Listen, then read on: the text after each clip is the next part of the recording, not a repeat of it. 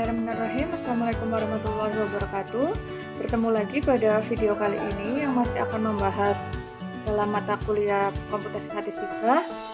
Bab ini kita akan membahas tentang masih dalam pembahasan tentang MLE in R yang merupakan video ini merupakan part 3. Di video sebelumnya MLE in R part 1 dan 2 adalah pendahuluan atau membahas tentang bagaimana cara kita dari mempunyai PDF dari suatu distribusi kemudian sampai masuk ke komputasi di R-nya dari metode MLE ini. Untuk di part 3 ini nanti kita akan langsung membahas studi kasus. Jadi yang masih akan berhubungan dengan di part 1 dan 2. Jadi sebelum menonton video ini saya sarankan kepada Anda untuk bisa menonton di part 1 dan part 2 dulu. Studi kasus yang digunakan di sini kita menggunakan dataset dari jumlah tiket yang terjual pada setiap jam dari tanggal 25 Agustus 2012 hingga 25 September 2014. Nah, yang tabel di sebelah kiri ini merupakan head dari dataset kita. Dataset ini terdiri dari sekitar 18.000 record. Nah, tujuan kita di sini ingin memprediksi jumlah tiket yang terjual setiap jamnya. Jadi pada jam ke-0 berapa kalau dilihat di sini di tabelnya ini pada tanggal 25 Agustus 2012 pada jam ke-00 jumlah tiket yang terjual adalah sebanyak 8. Kemudian jam pertama sebanyak 2 dan seterusnya. Oke. Nah, ini kalau kita plot histogram dan density-nya terlihat bahwa plot ini atau data kita ini tidak membentuk distribusi normal karena datanya atau plotnya sendiri tidak simetris. Oleh karena itu, kalau pada video sebelumnya kita sudah melakukan transformasi, ada transformasi logaritma, square root, kemudian inverse, ternyata masih belum dapat membuat data kita menjadi terdistribusi normal, maka kita tidak bisa memasarkan untuk menggunakan model linear atau dalam hal ini regresi linear. Kemudian, kita akan mencari apa distribusi yang cocok dari variabel kita ini. Nah, karena variabel yang ada atau variabel jumlah penjualan tiket ini yang akan kita gunakan ini lebih cocok menggunakan distribusi kosong. Nanti bisa dilihat di video sebelumnya. Jika menggunakan distribusi eksponensial akan lebih cocok untuk data yang seperti apa dan seterusnya. Oke. Nah, ini kalau kita plot tadi jumlah penjualan tiket dari 2012 sampai 2014 terjadi kenaikan yang cukup signifikan di setiap waktunya. Nah, kemudian kita ingin tahu apa saja yang mempengaruhi jumlah penjualan tiket ini. Berarti kita dapat notasikan jumlah penjualan tiket ini sebagai variabel Y atau sebagai variabel responnya. Nah, di sini kita akan menggunakan pengaruh atau beberapa faktor. Yang nomor 1 sampai 6 kita akan menggunakan pengaruh hari Senin sampai Sabtu terhadap jumlah penjualan tiketnya yang kita notasikan sebagai X1 sampai X5. X1 sampai X6. Kemudian yang di sini yang faktor ketujuh adalah usia atau age, adalah jumlah minggu yang terhitung sejak tanggal 25 Agustus 2012. Nah, ini cara menghitungnya dapatnya dari mana? Sudah dijelaskan pada video sebelumnya. Jadi di sini kita akan mempunyai 7X, X1 pengaruh hari Senin terhadap jumlah penjualan tiket, X2, X3, X4 ini X5, X6 dan X7. Oke, kemudian dari variabel-variabel ini kita dapat modelkan atau kita dapat tuliskan. Kita tuliskan di sini ekspektasi dari Y adalah variabel respon kita. Berdasarkan variabel XX kita dapat dituliskan sebagai eksponensial dari theta 0 plus theta 1 dikalikan X1 tambah sampai theta 7 dikalikan X7. Ini kita bisa tuliskan sebagai lambda, di mana lambda di sini merupakan jumlah tiket yang terjual yang diasumsikan mengikuti rata-rata dari distribusi kosongnya. Oke, kita punya ini. Kemudian seperti kita tahu PDF dari distribusi kosong seperti apa, kita kemudian mencari fungsi likelihood-nya dulu. Nah, ini saya langsung saja diperoleh fungsi log likelihood-nya. untuk penjelasan dari PDF, kemudian kita mencari likelihood, kemudian sampai mencari log likelihood, ada pada video di part 2. Nah, di sini kita langsung memperoleh fungsi log likelihood-nya. Kita notasikan dengan L kecil di sini. Adalah sigma dari Y1 dikalikan theta 0 dan seterusnya. Nah, ini akan sangat panjang dan kurang efisien karena dari fungsi log likelihood ini akan kita bawa ke R-nya sebagai komputasi kita yang akan kita hitung di sana. Kita bisa dilihat di sini ekspektasi dari theta 0 sampai theta 7 di sini merupakan lambda. Lalu bagaimana di sini agar juga bisa menjadi lambda? Ternyata kita harus memperolehnya dari log dari, jadi yang di bawah ini L sama dengan sigma YI dikalikan log lambda dikurangi lambda merupakan bentuk yang sederhana yang nanti akan kita bawa ke R-nya untuk dilakukan komputasi. Oke, sampai sini kita tetap harus secara manual mencari fungsi log likelihood-nya karena ini akan kita bawa ke R. Jika kita skip mencari fungsi log likelihood ini, saya rasa kita akan mendapatkan kesulitan untuk bisa inputkan ke R. Jadi kita langsung ke R-nya. Di sini saya buka R. Ini adalah package yang saya butuhkan di sini. Ini adalah package yang saya butuhkan. Ada dplyr, ggplot2 dan seterusnya. Kemudian kita load datanya. Saya notasikan dengan atau saya berikan nama objeknya adalah X. Kita bisa lihat view X-nya. Nah ini data-data kita. Ada date time dan count di sini. Oke, sebanyak 18.000 sekian record. Oke, sampai sini. Kemudian langkah kedua,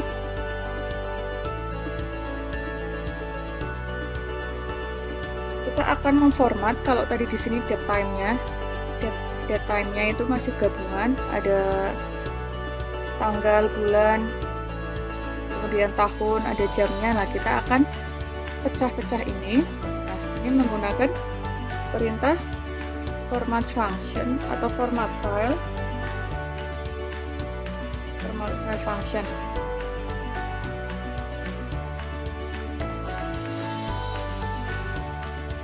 Dari variable kita. Dan kita bisa view juga.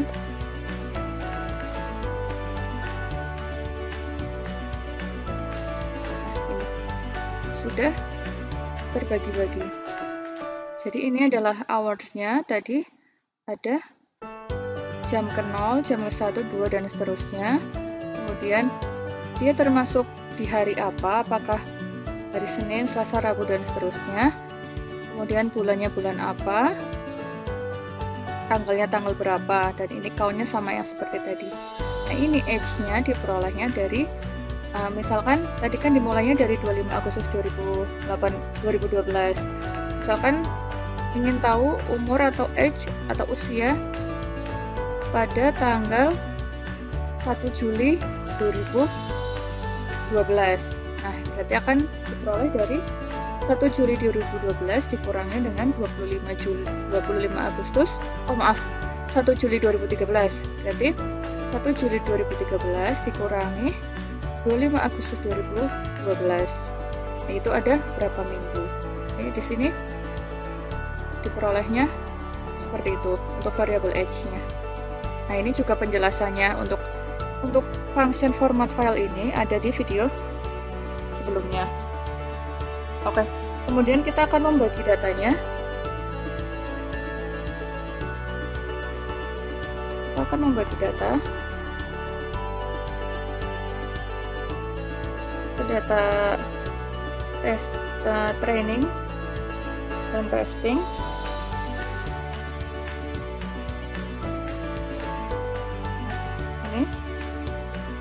Ini untuk data testing kita. Nah, tadi ya, karena kita akan menggunakan MLE yang berdistribusi Poisson, maka maka kita perlu menyamakan hasil saya dan hasil Anda. Kita set sheet dulu, misalkan 100, kemudian saya beri nama IDX di sini.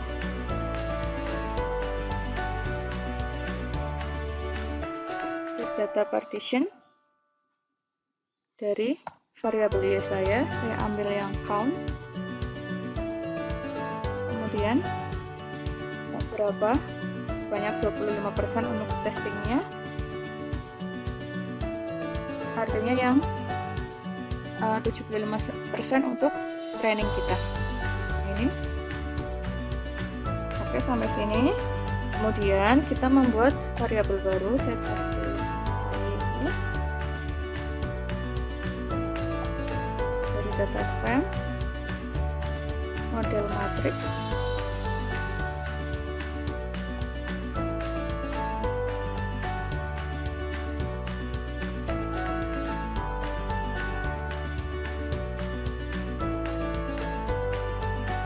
Maksudnya seperti apa ini? Kita lihat dulu di sini.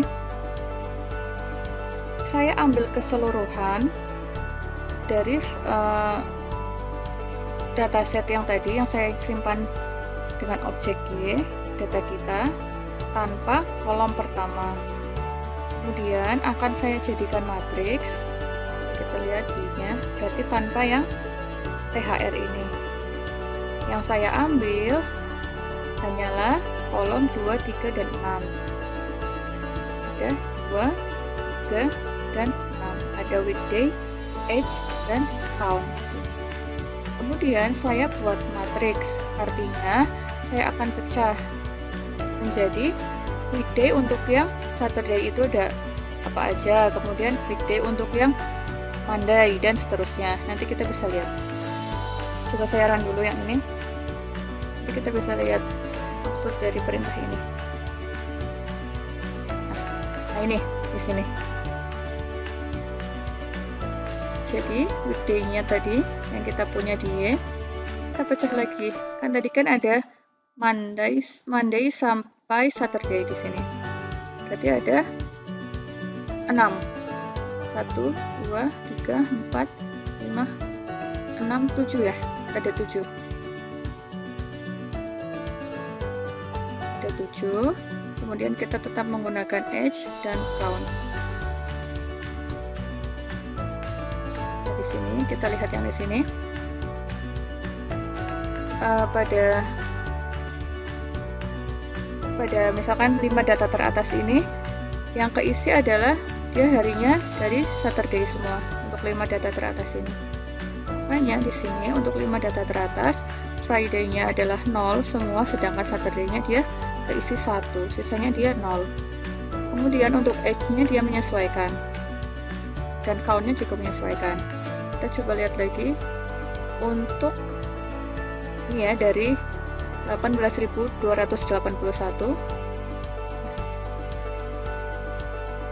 di sini yang terisi adalah Thursday. Kita coba lihat, harusnya yang terisi. Nah di sini yang isinya 1 adalah Thursday. Nah ini adalah variabel-variabel yang akan kita olah, akan kita gunakan untuk mengetahui pengaruhnya terhadap variabel penjualan tiket tersebut. Oke, sekarang kita masuk ke MLA-nya. Kita akan mencari negatif atau menghitung likelihood function using Poisson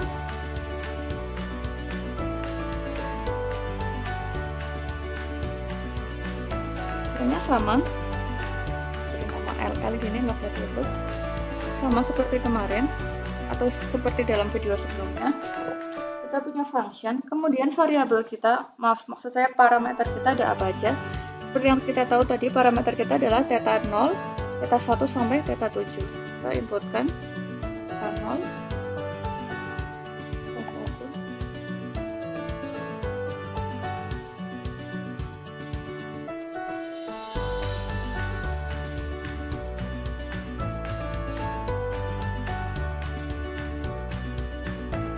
sampai theta 7. Kemudian kita definisikan tadi X1 kita ambil dari dataset yang YY, kita ambil yang efeknya tadi, dataset kita adalah yang Monday. Kita ambilnya tanpa yang, karena kita untuk membangun modelnya berarti kita ambil untuk data training kita, artinya yang 75%, berarti ini ada perintah tidak menyertakan yang tidak eksis ini. Kemudian sama X2 nya tadi efek dari efek ini dari Selasa bisa tanpa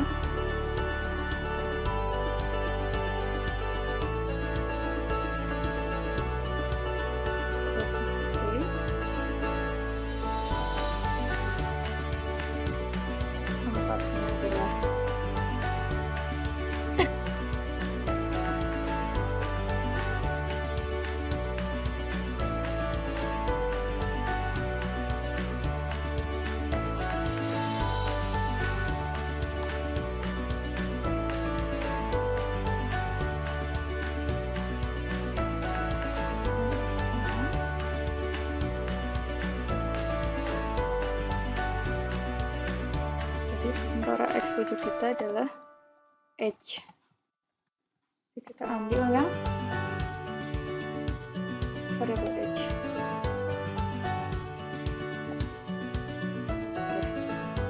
Kita sudah inputkan variabel-variabelnya. Kemudian variabel Y kita adalah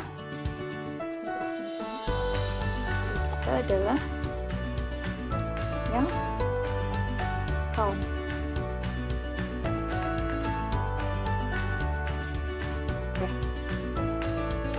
Kemudian kita tahu tadi kita ganti, kita punya lambdanya adalah eksponensial dari theta 0 ditambahkan theta 1 dikalikan dengan X1, seperti yang tadi pada slide presentasinya, dan dengan X2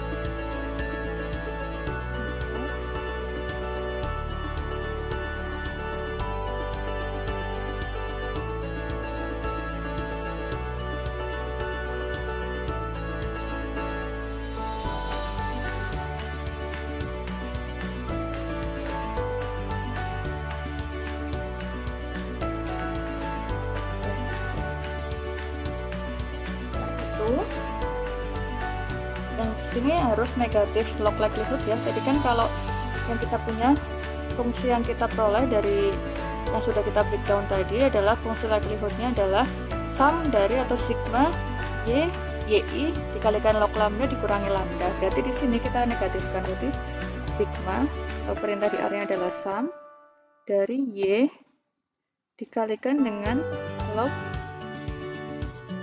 lambda dikurangi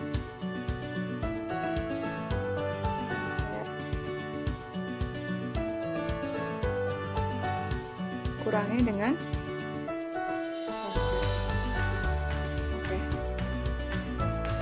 udah saran dulu ini.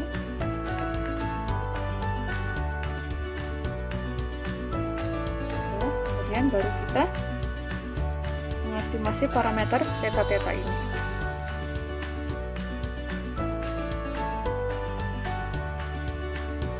Menggunakan perintah, saya misalkan berikan nama objek dimaksud menggunakan perintah MLE.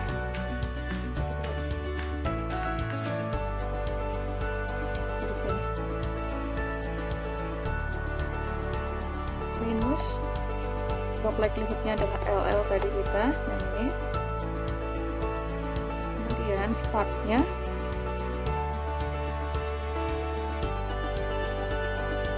kita list saja theta 0 nya, misalkan kita dari 2, theta 0-nya adalah 2, kemudian theta 1. Theta 1 sampai theta 7-nya kita initial value-nya adalah 0. Ini terserah.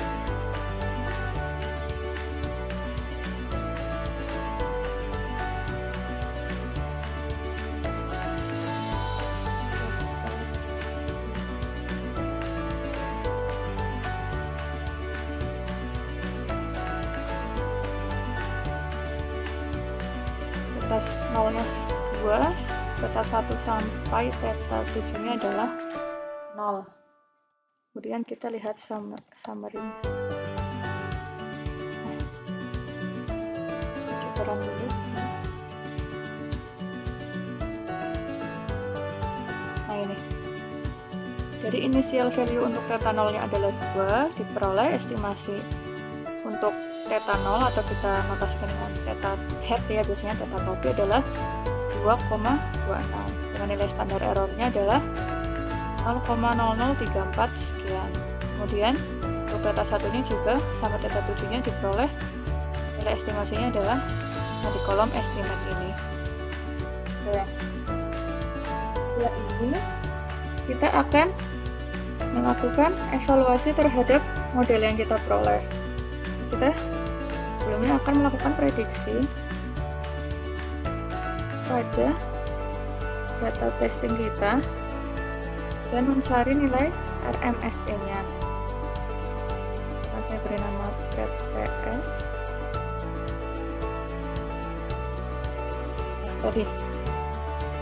Tadi model kita adalah eksponensial yang ini. Tuliskan dulu.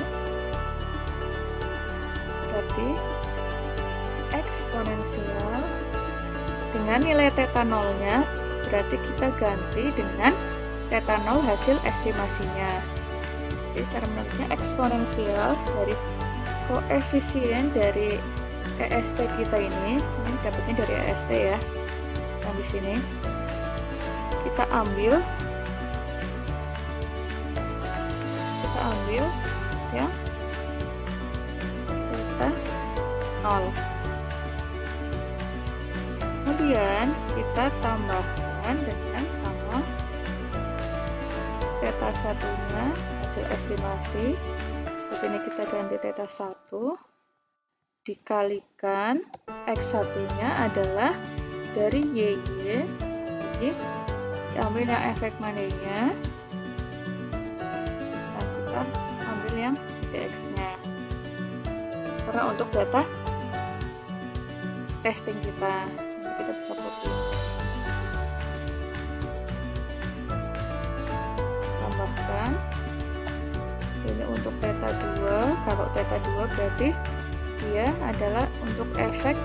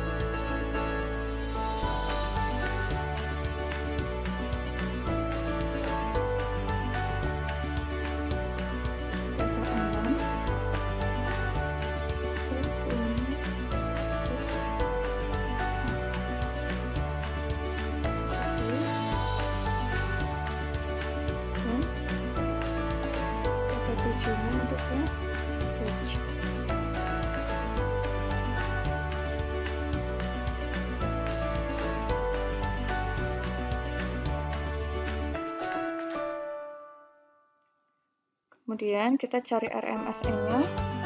Ini hasil prediksi kita. dari model yang kita bangun berdasarkan 75% dari dataset kita, dan kita melakukan training atau testing untuk data kita yang sebanyak 25% itu. Nah, kita akan ini. Oke, kemudian kita cari RMSE-nya. Dari RMSE dari prediksi TS kita, dan kita bandingkan dengan yang count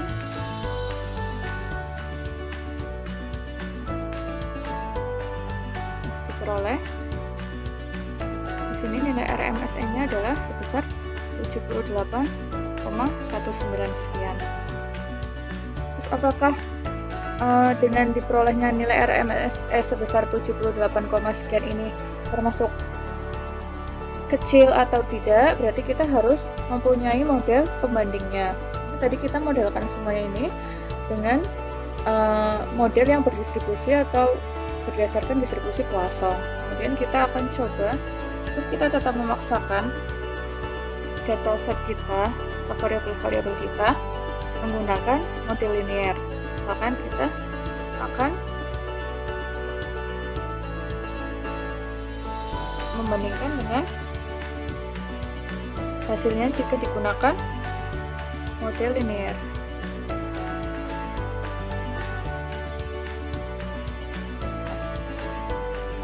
Linear model, kita berikan nama ini. Caranya adalah ln dari log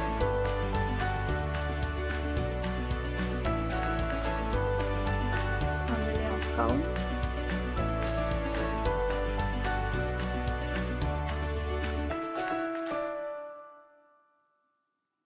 kemudian berdasarkan atau dipengaruhi oleh age dan bukti. Datanya yang digunakan adalah data Y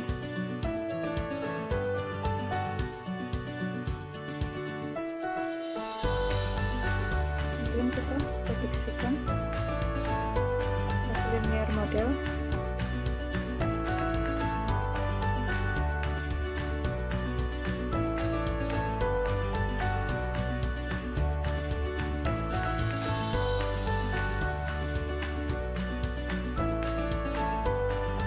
Cari RMS-nya.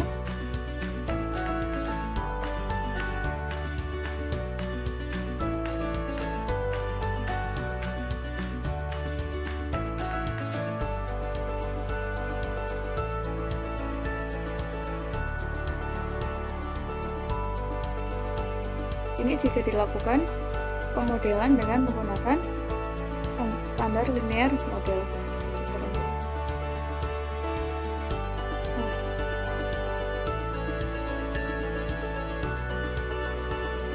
Di sini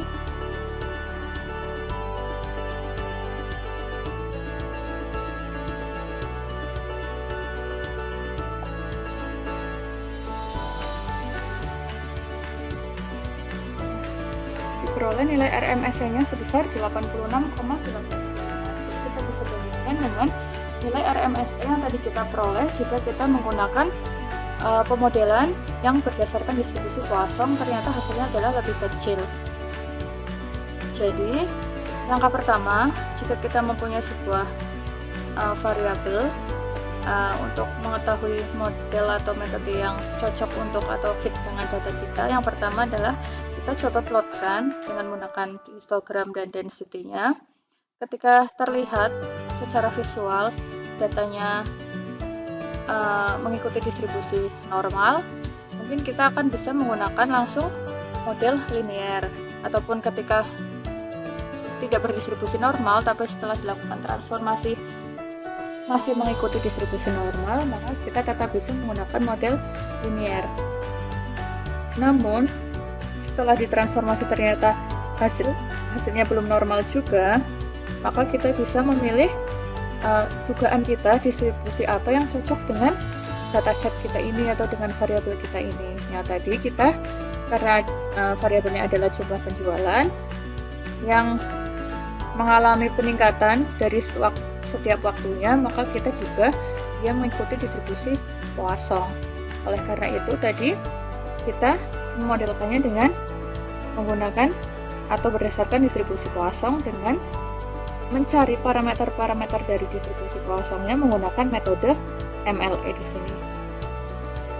Jika kalau kita mungkin bahas tentang regresi linear gitu, kita biasanya mencari nilai parameternya dengan menggunakan OLS ya, ordinary least square. Nah, kalau di sini kita mencari parameternya menggunakan MLE. Demikian untuk tutorial pada video kali ini. Silahkan Anda run sendiri nanti atau kita coba sintaksnya dengan cara yang sama seperti saya. Terima kasih atas perhatiannya. Saya tutup. Wassalamualaikum warahmatullahi wabarakatuh.